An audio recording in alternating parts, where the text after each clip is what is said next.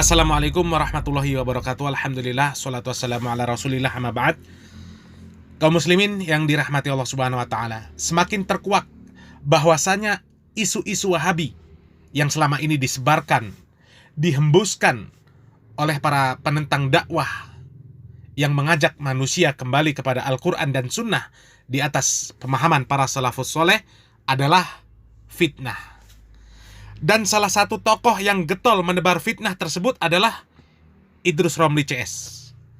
Bagaimana kejamnya fitnah yang disebarkan oleh Idrus Romli? Kita simak videonya. Seterusnya, tentang mazhab. Tadi ada last sedikit pembentangan tentang mazhab. Baik, ini saya nak kena jelaskan. Fitnah ni tersebar luas. Ramai orang kata Wahabi ni tak ikut mazhab. Saya bukan Wahabi. Buktinya Ustaz Engku kata saya bukan Wahabi. Dia bawa lagi saya kritik Wahabi. Ni saya kata pasal Wahabi ni. Wahabi tak ikut mazhab. Wahabi anti mazhab. Ini disebutkan dalam Durar Saniyah. Apa katanya? Wa nahnu aidan fil furu' ala madhhabil Imam Ahmad bin Hanbal. Dalam masalah furu' kami mengikut mazhab Ahmad bin Hanbal. Wala nunkiru ala man qallada ahad a'immatil arba'a duna ghairihim. Kami tidak membantah nak ikut siapa-siapa pun imam empat mazhab. Jangan ikut orang lain, jangan ikut Syiah, jangan ikut selainnya Rafidah, Zaidiyah, Imamiyah, jangan ikut. Tapi nak ikut imam empat mazhab mana-mana pun boleh. Wala nuqirruhum zahiran ala syai' min madhahibihim fasidah. Mazhab-mazhab yang salah ni kami tak terima. Bal nujbiruhum ala taqlid ahadi a'immatil arba'ah.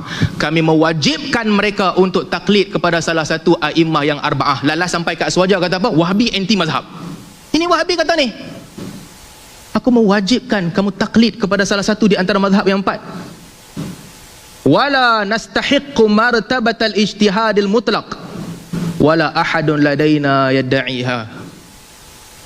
Kami tidak berada pada darjat untuk bermujtahid secara mutlak, dan tidak ada seorang pun daripada kami yang mendakwa ada kelebihan itu. Durar Saniyah, buku anak Muhammad bin Abdul Wahab tulis. Apa dia berkata kat sana? Ada Wahabi yang kata Ibnu Taimiyah lebih baik daripada imam empat mazhab, lebih baik daripada tabi'in, lebih baik daripada sebahagian sahabat. Tengoklah apa perkataan tokoh-tokoh utama dalam mazhab.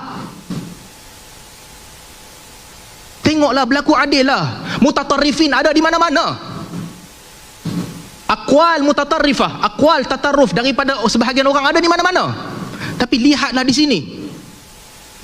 Illa annana fi ba'dil masail idza sahha lana nas jali min kitab aw sunnah.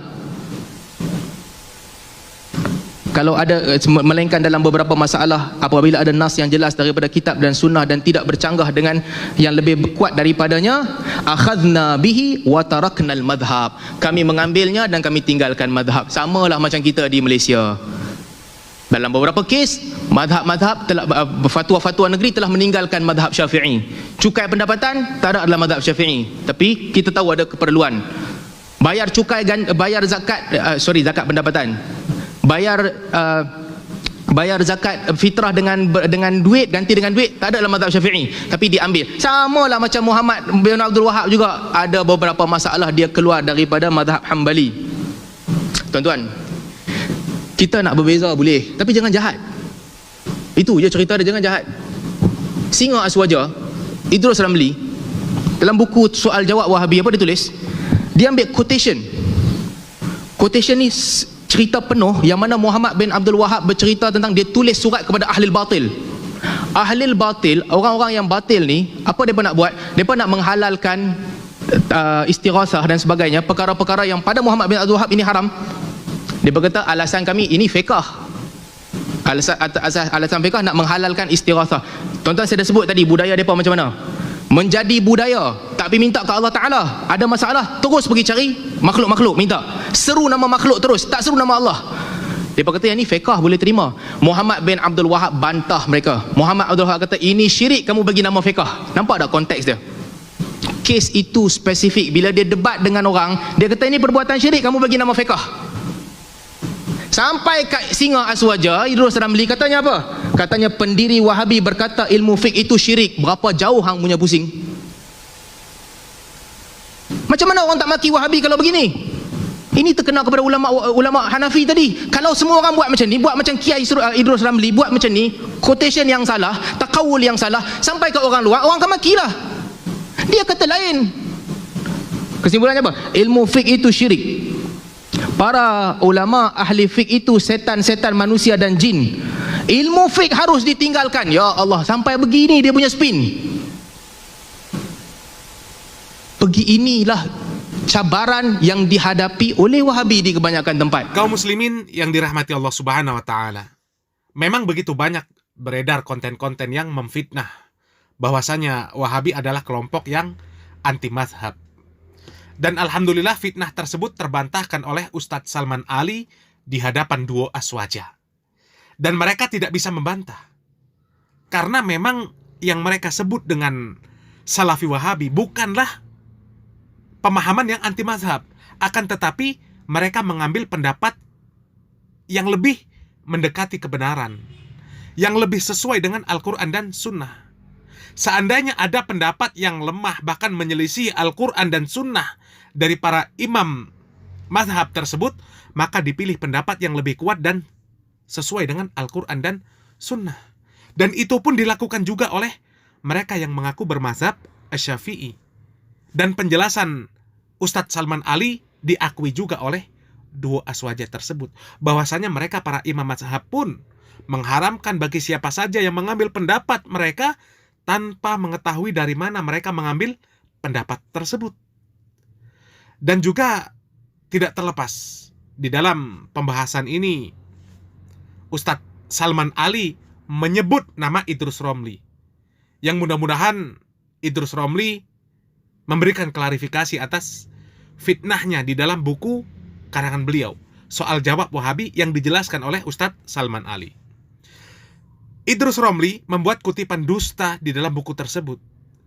Disebutkan oleh Ustadz Salman Ali bahwasanya di dalam kitab Syekh Muhammad bin Abdul Wahab, ketika Syekh Muhammad bin Abdul Wahab mengirim surat kepada orang-orang yang batil, orang-orang yang mereka itu melakukan istighosah, meminta kepada penghuni kubur, meminta kepada orang-orang soleh yang sudah mati, terhadap apa-apa yang menjadi hak Allah saja yang bisa memenuhi dan mengabulkan permintaan tersebut. Di dalam surat tersebut dikatakan oleh Syekh Muhammad bin Abdul Wahab bahwa perbuatan istighosah yang seperti itu adalah perbuatan syirik, perbuatan yang haram. Akan tetapi orang-orang batil tersebut membuat bantahan, membuat pembenaran dengan mengatakan itu termasuk perkara fikih, di mana bantahan tersebut adalah untuk menghalalkan, untuk membenarkan perbuatan istighosah mereka yang seperti itu. Kemudian Syekh Muhammad bin Abdul Wahab memberi bantahan kembali bahwasanya itu adalah perbuatan syirik. Mengapa kalian mengatakan itu adalah bagian yang masuk di dalam ilmu fikih? Begitulah yang diceritakan oleh Syekh Muhammad bin Abdul Wahab di dalam kitab beliau. Akan tetapi ketika sampai kepada Idrus Romli memutarbalikkan kisah tersebut dengan menulis bahwasanya Syekh Muhammad bin Abdul Wahab, pendiri Wahabi, mengatakan ilmu fikih adalah ilmu syirik. Mengatakan para ulama fikih itu adalah syaiton-syaiton dan jin. Mengatakan ilmu fikih harus ditinggalkan. Dan tentu ini fitnah yang luar biasa keji yang dibuat oleh Idrus Romli terhadap dakwah Syekh Muhammad bin Abdul Wahab. Pantas saja apabila kemudian banyak yang membenci dakwah Syekh Muhammad bin Abdul Wahab dan orang-orang yang mengikuti dakwah tersebut dengan disebut Wahabi. Karena fitnahnya luar biasa. Fitnah yang dibuat untuk menjatuhkan dakwah tersebut luar biasa. Dan dipastikan siapa saja yang membaca kutipan Idrus Romli tersebut pasti akan marah dan akan mencaci Syekh Muhammad bin Abdul Wahab. Tidak terlepas juga mencaci, membenci orang-orang yang mengikuti dakwah Syekh Muhammad bin Abdul Wahab tersebut. Dan itu terbukti. Kemudian seandainya terjadi bentrok, pertumpahan darah karena provokasi yang dibuat oleh Idrus Romli ini, maka akan begitu besar tanggung jawabnya di hadapan Allah Subhanahu wa Ta'ala. Karena menghilangkan jiwa seorang muslim itu adalah perkara yang besar, perkara yang haram. Diriwayatkan dari Al-Bara' bin Azib radhiyallahu anhu bahwasanya Rasulullah sallallahu alaihi wasallam mengatakan, la zawalud dunya ahwanu 'ala Allah min qatli mu'minin bighairi haq. Hilangnya dunia ini lebih ringan bagi Allah Subhanahu wa Ta'ala dibandingkan terbunuhnya atau dibandingkan dengan hilangnya jiwa seorang mukmin tanpa hak. Semoga Allah Subhanahu wa Ta'ala menyelamatkan kaum muslimin dari fitnah-fitnah akhir zaman yang seperti ini. Semoga apa yang kami sampaikan bermanfaat. Barakallahu fikum. Wassalamualaikum warahmatullahi wabarakatuh.